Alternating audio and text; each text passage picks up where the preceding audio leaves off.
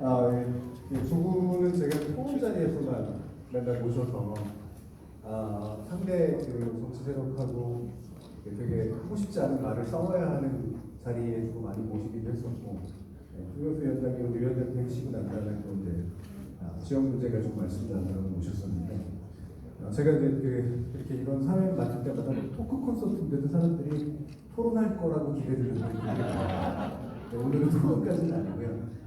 이렇게 멋지게 이렇게 발표해 주신 그런 내용들을 조금 구체적으로 흥미롭게 한번 풀어가 보는 그런 시간을 준비를 해봤습니다. 일단은 이제 그 사전에 받은 그런 질문들이 여러 개가 있는데, 그거를 말씀하신 내용에 포함되어 있으면 제가 약간 좀 바꿔가지고 이렇게 좀 질문을 드릴 텐데요. 일단은 먼저 이제 방금 얘기를 끝내셨으니까 먼저 이제 전재수 장관님께 질문 드리고 이제 바로 또 김경수 위원장님께 질문을 드릴 텐데, 아까 이제 그 북극항로 전도사를 들으셨잖아요. 제가 또 북극항로 부흥사에 더 가끔씩 엄청 이렇게 막 성령이 오신 분들이 되게 많으셨어요. 네, 근데 이게 정말 구현 가능하다라고 느끼게 지금 막 말씀해 주셔가지고 처음으로 하나 그렇게 이게 정말 될 수도 있을 것 같은데 이런 느낌이 드셨는데, 실제로 본인도 될 수 있다라고 확신하시게 된 게 장관님이십니까? 그 이전이십니까? 물론 선고자들이 있었습니다. 예. 근데 이제 알려지지 않았고 베일에 가려져 있었죠. 근데 이제 그 작년에 이제 이재명 대통령께서 작년에 이제 그 민주당 대표로서 교섭단체 대표연설을 했지 않습니까? 교섭단체 대표연설에서 이재명 대통령께서 북극항로 말씀을 하시면서 정치적 상상력 말씀하세요. 그러니까 사실은 어떻게 보면 학계라든지 전문가 영역에서는 북극항로의 가능성을 끊임없이 이야기해왔지만, 그러나 이것을 정치의 영역으로 끌어들이신 최초의 분은 이재명 당시 당대표이고, 그리고 그러한 원동력은 바로 정치인들이 가질 수 있는 정치적 상상력이었어요. 이 정치적 상상력이 공약이 되고, 그 다음에 모든 공약이 국정과제가 되는 것은 아니거든요. 실현 가능성이 낮은 것들은 공약이었다 하더라도 국정과제에서는 빠져 있습니다. 그런데 이 북극항로를 국정과제 56번으로 해가지고 실현 가능성을 꼼꼼히 검토를 해서 국정과제로 이미 들어가 있기 때문에 대한민국 정부가 인정을 한 겁니다. 그렇기 때문에 충분히 가능성이 있다는 것이고, 짧게 말씀드리자면, 자, 러시아와 우크라이나가 전쟁을 하고 있고 러시아에 대한 국제 제재가 지속되고 있는데 러시아의 동의 없이 북극항로 가능하겠느냐? 첫 번째. 두 번째, 얼음이 진짜 높긴 높느냐?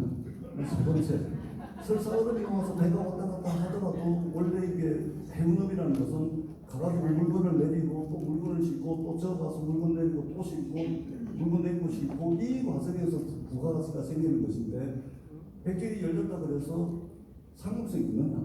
이 대표적으로 세 가지입니다. 저희들이 이런 거 검토하지 않고서 돌대가리도 아니고 이런 거 검토하지 않고서 대한민국 정부의 국정과제로 채택을 하고 해수부를 부산으로 옮기는 무시망시한 일을 하겠습니까? 정부가 싹 다 됐다.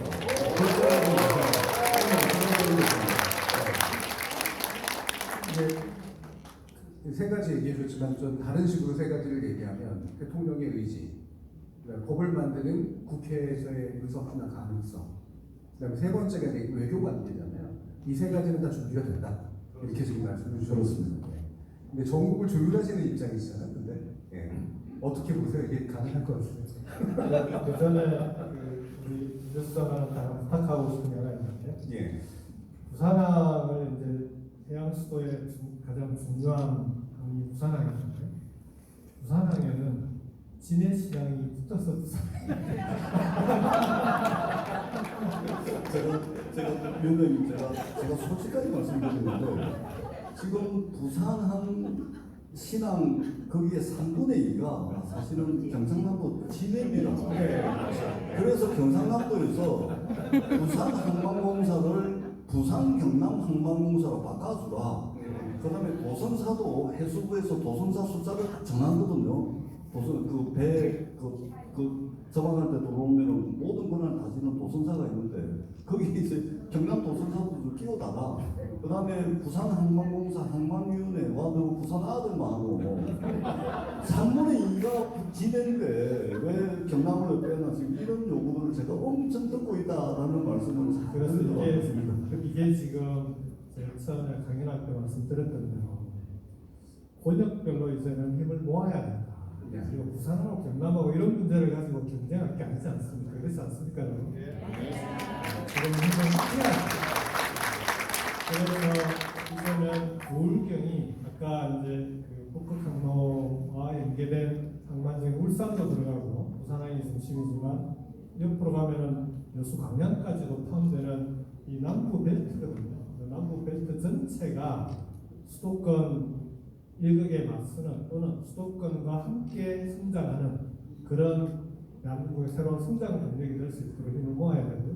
그 힘을 모으는데 중요한 계기가 지금 전재수 장관이 추진하고 있는 북극항로 해양 수도 그리고 해양 경제권을 만들어가는 그런 거라고 봅니다. 근데 이게 이제 가능하냐 안 하냐 단계는 지나간 것 같습니다. 오히려 누가 더 빨리 북극항로 시대를 대비하고 준비하느냐라는 건데 그런 점에서 보면은 우리 전재수 장관이 지난 대선 때 이재명 대표와 힘을 모아서 대선에서 공약으로 만들고 그 공약이 실제 실현 가능한 정책으로 전환시켜내는 데는 저는 1등 공신이다 이렇게 말씀드릴 수 있습니다.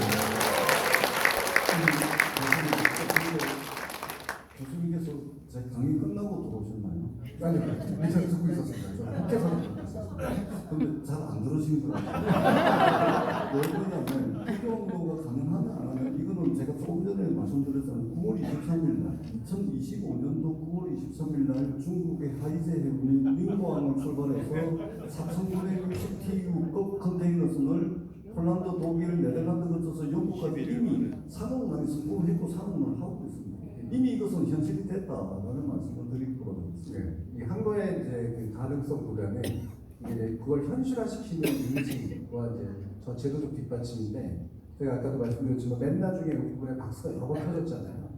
그 이유가 이제 그 전까지 정치인들이 말할 때는 그냥 꿈으로 말한 것 같았는데 아 이게 계획이 다 있네, 뭔가 될 것 같네 라는 생각이 이제 들어서 이제 그런 거고. 근데 이게 이 정부의 의지와 정말 잘 맞닿아 있느냐 이 부분에 대한 질문이긴 했었습니다. 네, 연결해서 김경규 위원장님께서 앞에서 발표해주신 내용이 이제 5국 3특이라는 좀 큰 시야에서 이제 결국 사실 이걸 보셔야 되는 거니까. 네, 그 중에 되게 중요한 포인트로 삼는 게 내륙에서의 또 교통망을 연결해주는 문제잖아요. 그리고 저는 오늘 전주에서 언제 왔거든요. 네, 전주에서 부산으로 오는데 3시간 반 정도가 걸렸어요. 그리고 부산 안에 4시간이 걸렸습니다. 정말 어렵다. 영원한 연결한다 그러지만 이게 더 어렵구나. 저는 맨날 수도권으로만 연결되는 이 선이 싫거든요. 근데 이 부분에 대한 계획과 어떤 전망들이 있으신 거죠. 그 아까 제가 말씀드릴 때 수도권 1국이 아니라 전국을 5개 권역들로 골고루 발전시키려면 경제권도 중요하고 이 경제권과 연계된 생활권을 만드는 데 핵심적인 정책이 대중교통망을 권역별로 연결하지 않고서는 권역별 발전이 어렵다라고 말씀드리지 않았습니까? 이게 아까는 그 출퇴근하는 청년들을 예를 들었는데 우리 이제 정준희 교수님 같은 분도 해당이 됩니다. 왜냐하면 수도권은 길이 막히면 대중교통으로 대중교통이 오히려 편리합니다. 시간도 훨씬 단축이 되고. 근데 지역으로 오면요, 부산만 해도 지하철이 있긴 하지만 지하철이 안 가는 곳이 많습니다. 그러다 보니 빨리 가려면 어쨌든 택시를 타거나 차를 갖고 가거나 하게 되는데 나가보면 길은 막히고 저도 부산역에서 오는데 40분 걸린다더니 1시간이 걸려요. 이렇게 되면 지역에서 살고 있는 사람들의 삶의 질이 또는 삶의 질뿐만 아니라 그 지역의 경쟁력에 문제가 생기는 거예요.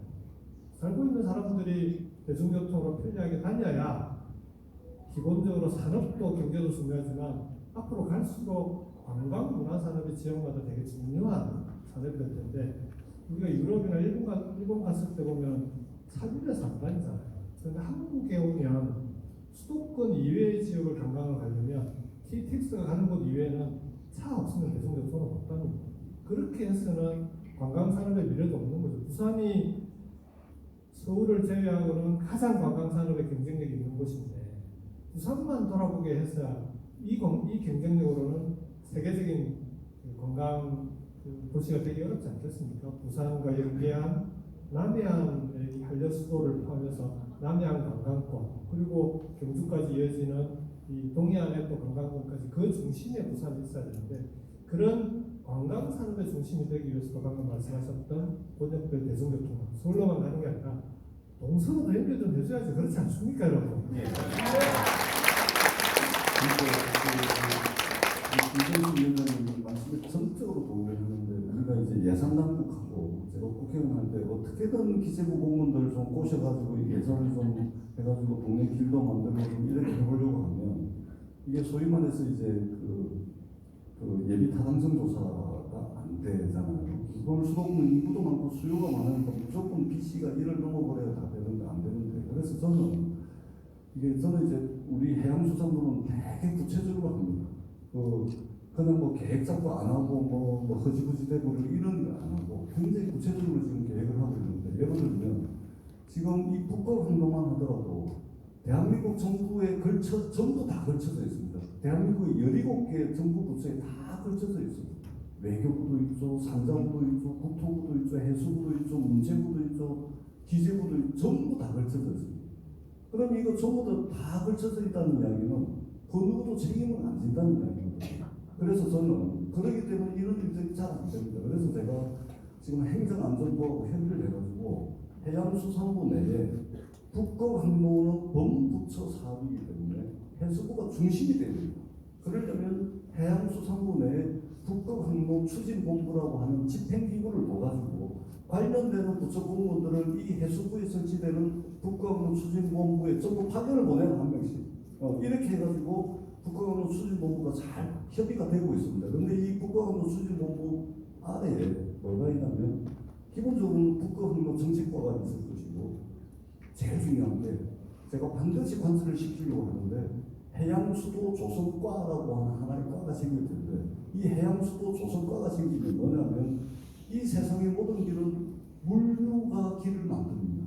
제가 말씀드렸듯이 여수광양, 부산시내, 울산 포항에 이르는 이 북극항로 경제권역에 물류가 트이고 물류가 늘어나게 되면 이 물류가 길을 만들게 될 겁니다. 그러면 해양수도를 만들려면 기본적으로 철도 도로부터 해서 인프라가 잘 돼 있어야 되잖아요. 한국해양대학교 잘 키워야 되죠. 한국해양도 올해 경쟁률이 8.6대1을 넘었었습니다. 역대 최고의 경쟁률을 넘었었습니다. 해수부 부산 아직 부산에 오지도 않았는데 뉴스 한 줄 보고서 경쟁률이 최근 5년 사이에 최고로 올해 수시 경쟁률이 8.6대1을 넘었었거든요. 그렇기 때문에 이런 구체적인 것들을 우리가 이 해양수도를 만들고 부산 그러니까 좁게는 부산을 위한 건데 조금 더 넓게는 부산, 울산, 경남을 위한 일이고 조금 더 넓게는 여수, 광양, 부산, 울산, 포항을 위한 일이고 그리고 근본적이고 근원적으로는 대한민국의 지속적인 성장을 위한 길이다. 이 말씀을 제가 드리겠습니다. 전쟁상황이 얘기한 일하는 방식이 있잖아요. 이게 이번 정부가 일하는 방식이에요. 그러니까 5억 3특도 마찬가지인데 5억 3특 균형발전 정책이라고 하는 게 전 부처에 걸쳐 있는 정책 아닙니까? 이 정책을 지방시대위원회만 혼자서 추진하면 일이 되겠습니까? 그래서 5억 3특을 추진할 수, 5억 3특 정책을 추진할 수 있는 범부처 협의체를 이건 총인실 산하에 그렇게 해서 관련 부처들에서 다 사람들이 나와서 협의를 하고 그 다음에 그 안에서 좀 전에 정준희 교수님이 이제 광역 대중교통망 제대로 될 거냐라고 이제 여쭤보셨는데 거기서 대중교통망을 그 분과에서 다루게 되고 이게 분과에서 다루면 지금 시작하면 늦잖아요. 이미 대중교통망과 관련되어 있는 사업들은 국토교통부가 계속 계획을 세우고 있습니다. 예를 들면 국가 철도 계획망, 철도 교통망 계획이라고 있습니다. 그러니까 지금 철도를 5년 단위로 어디에 철도를 놓을 것인지를 이미 5년 계획을 지금 세우고 있거든요. 이 계획이 내년 초에 계획이 완성이 되는데 이 계획을 세우는 단계에 이미 5억 3특의 권역별 대중교통망, 메가시티를 만들 수 있는 권역별 대중교통망을 만들려면 국가철도가 어떻게 돼야 되는지를 함께 협의를 합니다. 근데 이게 그동안은 국토교통부가 그런 계획을 세워본 적이 없는 거예요. 국토교통부에만 맡겨서는 안 되니까 국토교통부 장관하고 협의를 해서 지방시대위원회와 협의하면서 기존에 세웠던 초안을 5억 3특에 맞게 수정해가는 작업을 하고 있습니다. 그래서 이제 좀 전에 전재수장관 말씀하셨던 것처럼 일이 되게 하려면 어떻게 해야 된다? 이걸 누구보다 잘하는 정부가 어느 정부라고요?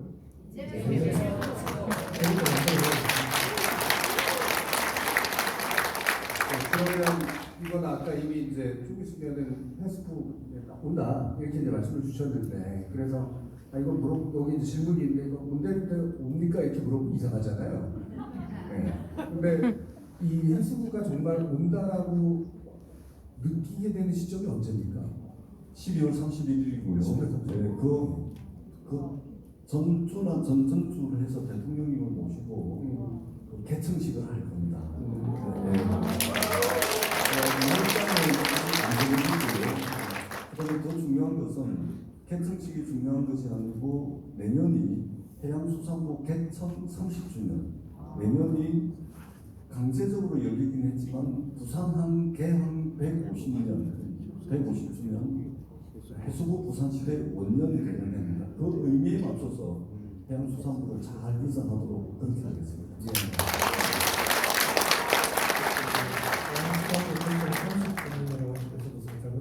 예. 올해가 지방자치 30주년.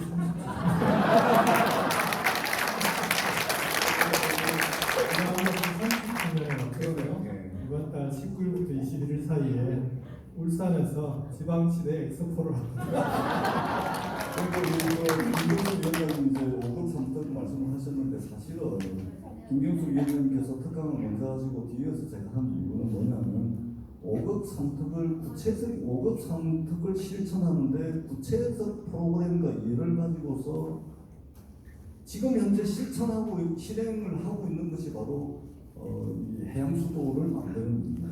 그러니까 5급 3특 그 체제 안에서 부산을 해양수도, 불경을 해양수도권을 만드는 그러니까 큰 그림은 지방시대위원회에서 5급 3특이 나오고 구체적인 실행 프로그램을 저희들이 이제 집행을 하고 있다라고 보시면 될 것 같습니다. 이게 왜 5급 3특에 연계된 프로젝트냐고 합니다. 그러니까 5급 3특은 권역별로 경제권을 만들지 않습니까? 우울경에서는 그러니까 권역별로 전략산업들을 몇 개씩 정해서 추진할 텐데 우울경에서는 지금 제일 중요한 전략산업 중에 하나가 전재수장관이 추진하고 있는 부산의 해양수도와 연계한 해양산업이 해양물류산업이 우울경의 전략산업 중에 하나입니다. 그렇게 되면 이제 이 해양산업, 해양물류산업이 우울경의 전략산업이 되면 여기에 필요한 인재는 어디서 배출해야 됩니까? 지역에서. 그렇죠. 우울경에 있는 대학들에서 이제 여기에 필요한 인재를 배출할 수 있도록 수도권 대학 출신을 데려와서 쓰는 게 아니고요. 우리 지역에서 좋은 인재가 나올 수 있도록 대학에 집중적으로 투자하고 육성하기를. 두 번째로 여기 학교 경로를 포함한 해양 산업을 추진해 나가는 데 필요한 규제 완화가 필요하다면 우울경 전체를 규제 특구로 만드는 거죠. 그리고 필요한 재정과 펀드 지원까지 그렇게 해서 이 전략 산업을 중심으로 부울경이 권역별로 함께 발전하게 만든다. 지금 부울경에서 가장 빠르게 추진되는 프로젝트가 전재수 장관이 추진하는 해양수도 프로젝트라고 생각합니다.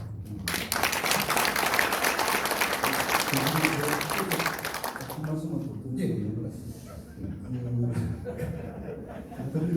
제가 이제 하고 있는 일이 워낙 많고 아주 구체적이라 우리 당원들과 부산 시민들께 꼭 듣고 싶은 말씀인데 지금 사실은 이제 그 국가학로 가져오게 될 엄청난 기회들이 있는데 그 중에 저희들이 해야 될 일들이 엄청 많습니다. 그 중에 일들이 많기 때문에 여기에 전문적으로 투자할 수 있는 뭔가가 있어야 되거든요. 돈을 내는 전주가 필요합니다. 근데 이제 우리 박형준 부산시장께서 동남투자은행을 가져와야지 왜 동남투자공사를 가져왔냐. 이게 고래가 온 줄 알았더니 멸치가 왔다. 그래서 어제 이제 제가 이제 예산결산특별위원회 국무위원으로 출석을 해가지고 그 이야기를 하길래 동남투자공사가 고래고 동남투자은행이 멸치다. 이렇게 말씀드렸거든요. 여러분들께서 잘 아셔야 됩니다. 왜 그러냐면요. 이명박 정부 때 박형준 시장께서 이명박 정부 청와대에 있었잖아요. 그때 중소기업을 지원하기 위해서 정책금융공사를 만들었습니다. 그래서 정책금융공사를 만들어가지고 중소기업에 지원을 하려고 정책금융공사를 만들었는데 만들고 보니까 투자할 때를 못 찾은 거예요. 그래가지고 정책금융공사가 이명박 정부 때 5년 만에 문을 닫았습니다. 아마 그런 아픈 기억 때문에 공사에 대한 무서운 생각을 가지고 계신지 모르겠지만 여러분 은행은 있잖아요. 만만한 게 아닙니다. 수신도 해야 되고요. 여신도 해야 되고요. 그 다음에 금융규제당국의 감독도 받아야 되고요. 그 다음에 배송 충당도 쌓아야 되고요. 그 다음에 국제결제은행 BI에서 비율도 맞춰야 되고요. 아니 어느 세월에 투자자금 마련할 겁니까 이거? 근데 투자공사는요. 공사채 뜻 발행해버려가지고 자본금 3조면은 우리가 통상적으로 레버리지 15배 합니다. 그럼 자본금 3조면 레버리지 15배면 얼마입니까? 50조의 투자 자원을 1년 사이에 뚝딱 만들 수 있는데 어느 세월에 수신하고 여신하고 배송 순당을 땄습니까? 공동투자공사가 뭐야 이 말씀을 제대로 알고 말씀하셔야 되고 어느 게 고래인지 어느 게 멸치인지도 모르고 그다음에 멸치가 계산력이 많이 들립니다.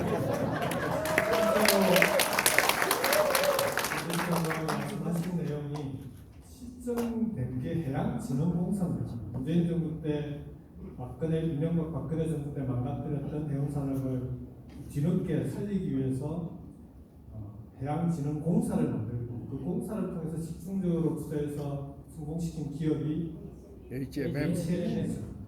그러니까 공사 만든다고 다 성공하는 게 아니고요.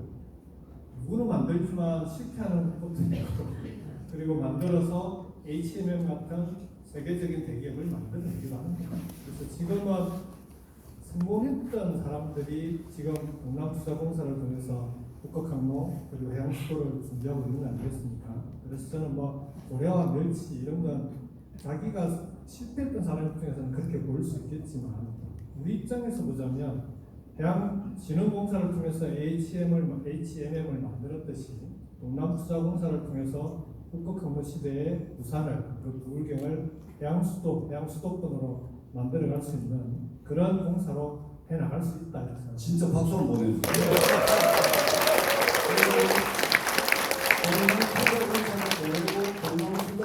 멸치라는 거 아셨죠? 그리고 해양진흥공사 있잖아요. 해양진흥공사는 지금 현재 HMM이라는 조선 재건을 해가지고 완전히 성공을 했는데 해양진흥공사는 문재인 대통령께서 계실 때 만들어가지고 조선 해운 물류에만 투자를 할 수 있도록 되어 있습니다. 그래서 제가 동남투자공사들 정말 고래라고 말씀드리는 건 뭐냐면 이 해운 물류 조선에만 투자할 수 있는 해양진흥공사의 그 역할의 한계 때문에 동남투자공사를 50조 정도의 재원을 만들어가지고 이 해운 조선 물류뿐만이 아니고 우리 부산, 울산, 경남 배후에 수출용 산업단지가 정말 잘 되어 있습니다. 예를 들면 울산에 미포 국가산다, 울산에 온산 국가산다, 부산에 녹산 국가산다, 창원에 창원 국가산다.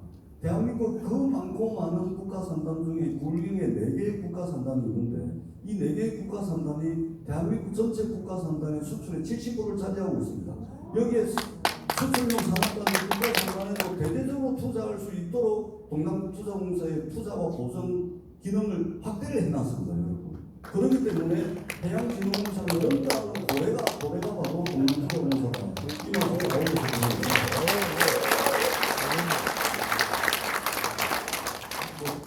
고래하고 멸치 비유는 저는 이제 제가 요 지역에 사는 사람은 아니니까 너무 수산물 위주 아니라 그 기장면 층크면 어떡합니까? 너무 울산만 주는 것 같은데요. 요거를 약간 또 이어가지고요. 아까 이제 잠깐 또 김동수 위원장님께서 언급해 주신 적이 있으니까 사실 이 완성이 되려면 이제 이런 제도적인 뒷받침이 된 상태에서 기업들이 오고 기업들이 인재를 채용하고 그러니까 그 인재를 채용되기 위한 좋은 인력들이 또 이제 이 청년들을 통해서 형성이 되고, 그러니까 놀러 가고 싶은 사람들이 생기고, 요 선순환 구조로 들어가야 되잖아요. 근데 지금까지 악순환이었던 게 이 방향이 이제 거꾸로 돼 있기 때문인데, 뭐 어디서 구체적으로 시작해가지고 이 선순환이 탁탁탁탁 맞물려 돌아갈까? 기업이 먼저일까, 대학이 먼저일까, 막 이런 문제들이 있을 거 아닙니까? 말씀 좀 주시죠. 지금 이제 실제로 수도권으로 몰려가는 이 악순환 고리를 이제 선순환으로 지역의 사람들이 청년들이 머물 수 있게 하고, 그리고 청년들이 지역을 떠나지 않고 지역을 함께 성장시켜 나가는 그런 이제 선순환을 만들어야 되는데, 그러니까 내가 5억 3택의 경제권을 만든다고 할 때 첫 번째가 뭐였죠? 지역의 전략산업과 그 전략산업과 연계된 기업의 투자는 이게 첫 번째인데, 문제는 기업이 투자하려고 보니까 기업이 지역에 그동안 투자 안 했던 이유가 있잖아요. 그 이유를, 그 문제를 정부가 책임지고 해결해 주겠다라는 신뢰가 없으면 기업이 투자할 수가 없습니다. 그래서 이건 저는 동전의 양면이다. 기업의 투자가 반드시 필요한데, 우리 부울경의 전략산업과 연계된 기업들, 특히 대기업들의 미래산업, 첨단산업에 대한 투자가 반드시 필요한데, 기업들하고 얘기를 해보면 몇 가지를 풀어달라고 얘기를 합니다.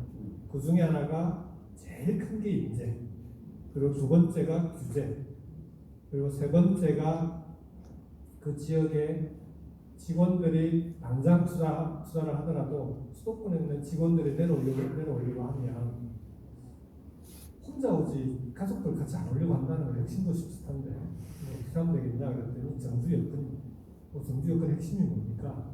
아이들 교육. 그리고 두 번째가 병원이에요. 근데 부산은 병원 같은 문제 없습니다. 그렇죠?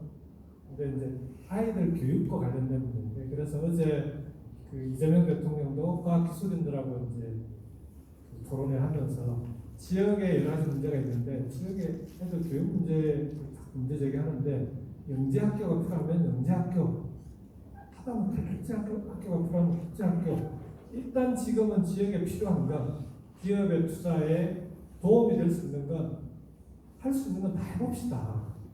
그렇게 해서 그걸 하나하나 풀어나갈 수 있도록, 그러니까 교육 전체적으로 보자면은 반드시 영재학교, 국제학교가 꼭 올바르냐 그런 문제 제기가 있으니 그건 다음에 풀어도 되지 않겠습니까?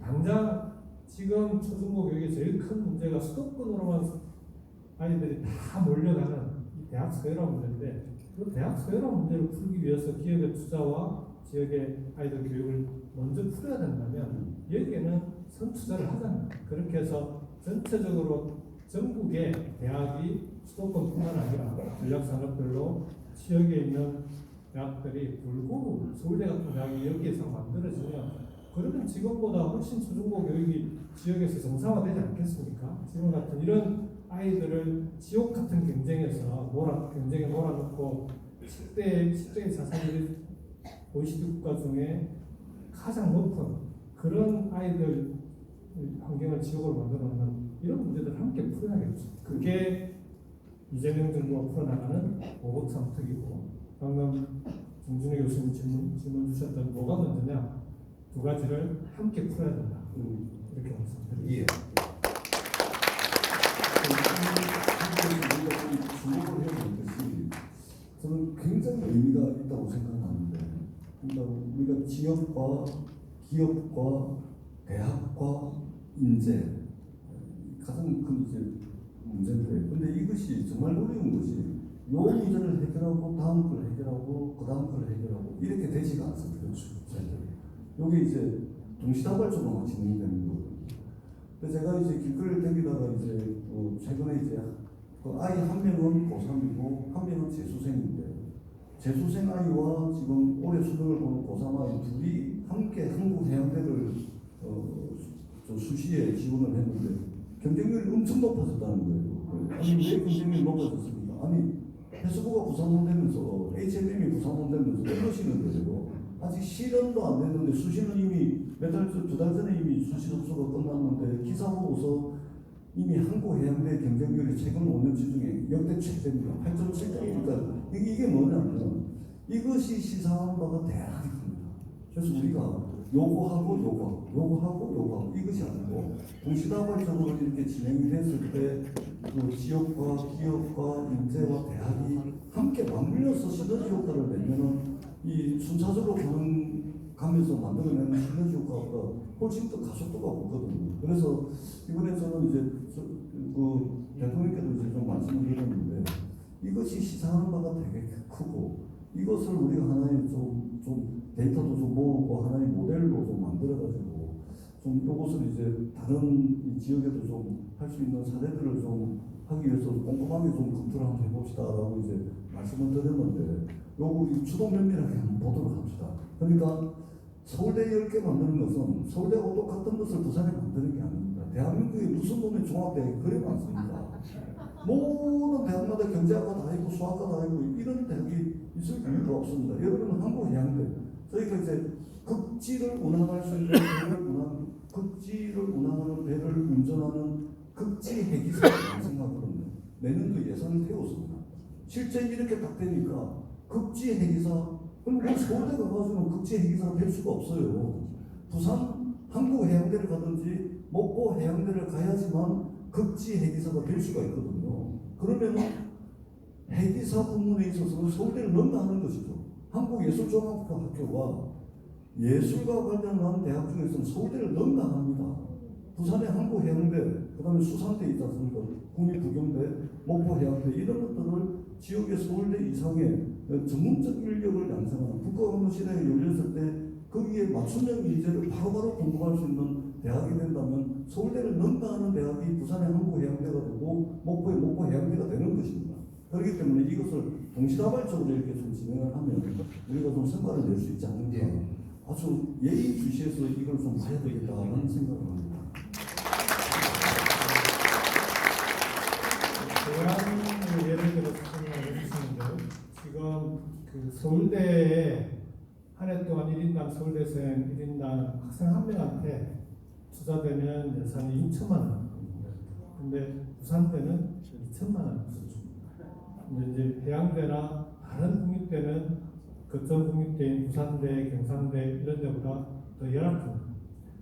근데 서울대처럼 똑같이 1인당 6천만 원씩을 부산대부터해서 지역에 있는 국립대를 다 투자할 수 있는 그런 재원이 우리한테 있겠습니까? 예산이?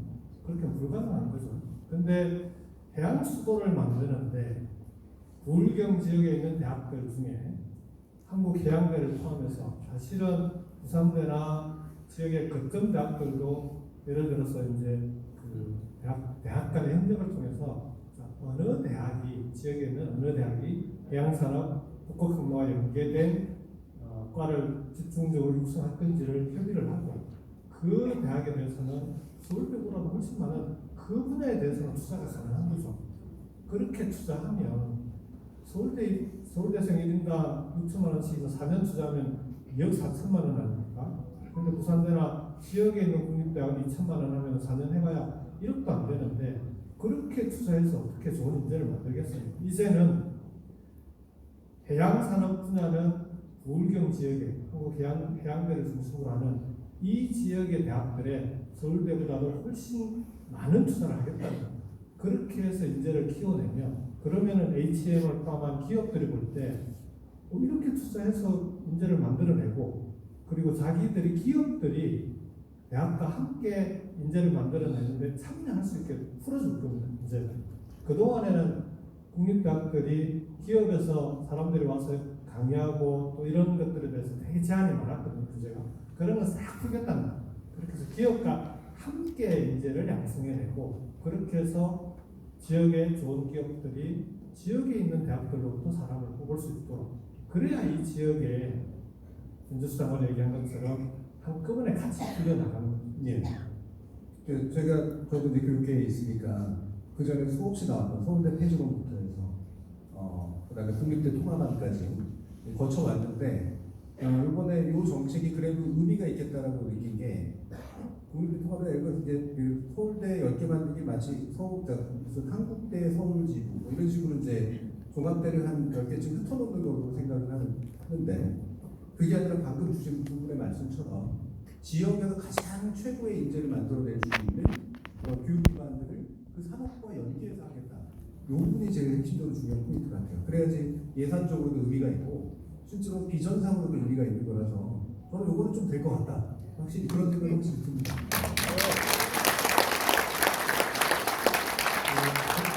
문재인 정부에서 원래 이렇게 만들기는 성공한 것 같다라고 정준희 교수님께서 확인해 주신 거예요. 이게 의지하고 현실하고 굉장히 다른 건데 특히나 우리나라 교육 손대는 건 되게 쉬운 일이 아니잖아요.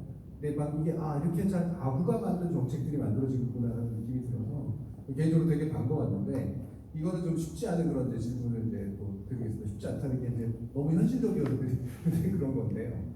오늘 또 질문지에 질문해 주신 분 중에 보면 이제 트라이포트라는 개념에 대해서 얘기해 주시더라고요. 항구하고 공항하고 철도하고가 아까 이제 교통망이라는 관점에 갔을 때 이제 내륙과 해안까지 다 연결하는 뭔가가 필요한데 가덕도는 어떻게 되고 있는 겁니까? 이 얘기는 진짜 하고 싶은 것 같아요.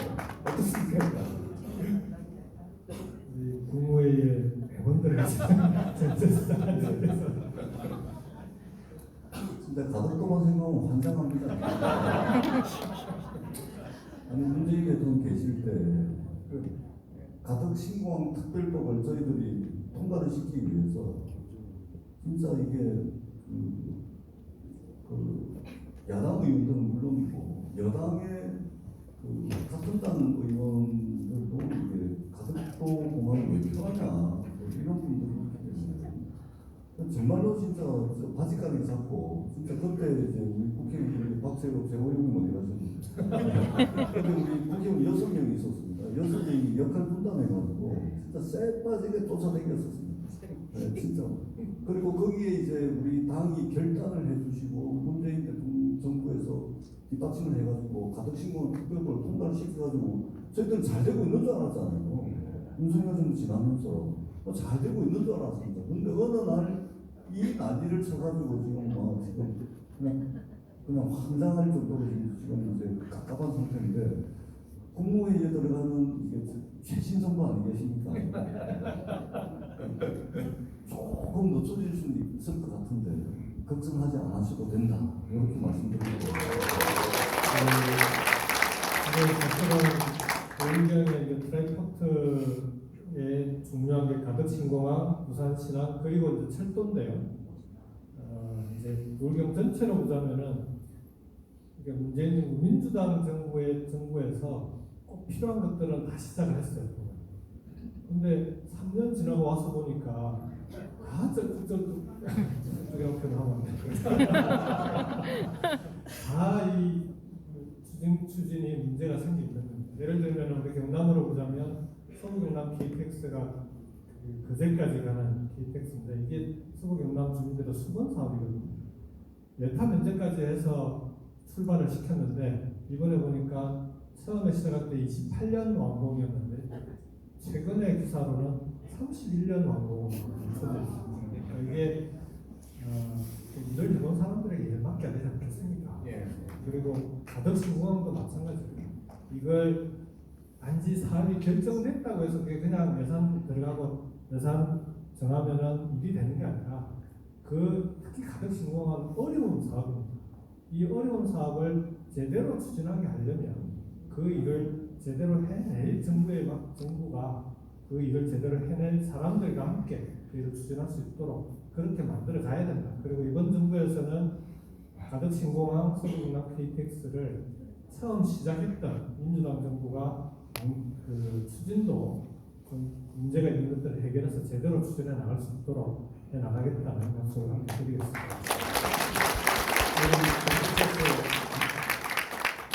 가슴이 웅장해지지 않습니까?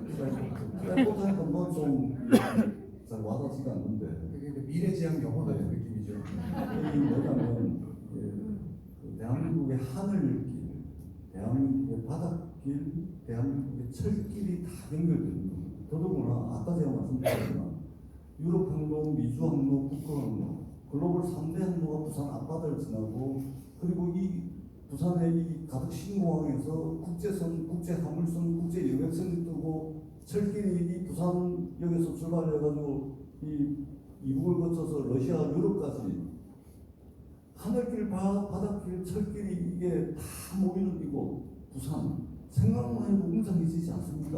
이것도 제가 만들어요. 부산 울산항에도 물류가 엄청 늘어나게 될 텐데 북한으로 열리게 되면 여수동해도 마찬가지입니다. 근데 지금 전 세계